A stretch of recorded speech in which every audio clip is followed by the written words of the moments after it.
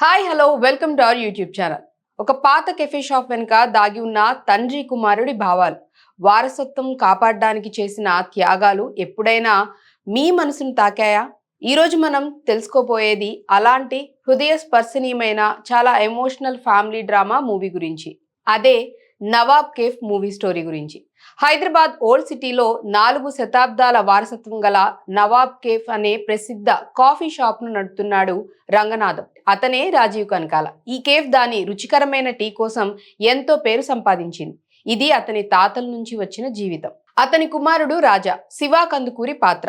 Engineering పూర్తి చేసిన తండ్రి వ్యాపారం మీద ఏమాత్రం ఆసక్తి లేదు. విదేశాలకు వెళ్లి బాగా డబ్బు సంపాదించి సెటిల్ అవ్వాలని కళ్ళు కంటాడు. ఇక అతని కజిన్ కుమార్, అతను రియల్ ఎస్టేట్ బిజినెస్ లో లగ్జరీ జీవితం గడుపుతూ రాజాను ప్రభావితం చేస్తాడు. ఇటు రాజా తండ్రిని ఒత్తిడి చేస్తాడు, కేఫ్ అమ్మేసి విదేశాలకు వెళ్లాలని. ఒక లాభదాయక ఆఫర్ కూడా వస్తుంది. కానీ రంగనాథం ఆ కేఫ్ను అమ్మటానికి పూర్తిగా నిరాకరిస్తాడు. అది తన జీవితం అని చెప్పి తిరస్కరిస్తాడు. ఇంతలో రంగనాథం అన్ఎక్స్పెక్టెడ్ గా చనిపోతాడు. రాజా చేతికి కేఫ్ డాక్యుమెంట్లు వస్తాయి.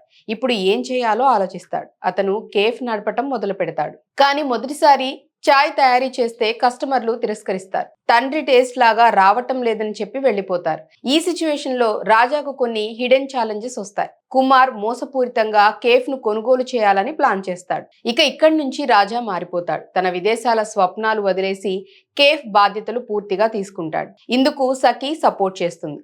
రెండో సగంలో ఎమోషనల్ మూమెంట్స్ ఎక్కువై రాజా తండ్రి విలువను అర్థం చేసుకుంటాడు. క్లైమాక్స్ లో కుమార్ మోసాన్ని ఎదుర్కొని రాజా నవాబ్ కేఫ్ ను కాపాడుకుంటాడు. తన జీవితాన్ని హైదరాబాద్ లోనే సెటిల్ చేసుకుని తండ్రి కళ్ళను నెరవేరుస్తాడు. ఇది ఒక సాధారణ యువకుడిది బాధ్యతగా మారిన కథని చెప్పాలి. సో ఇంతకీ ఈ స్టోరీ ఎలా అనిపించిందో కామెంట్స్ లో చెప్పండి. అలాగే వీడియో నచ్చినట్లయితే మా ఛానల్ ని లైక్ చేయండి, షేర్ చేయండి, సబ్స్క్రైబ్ చేసుకోండి.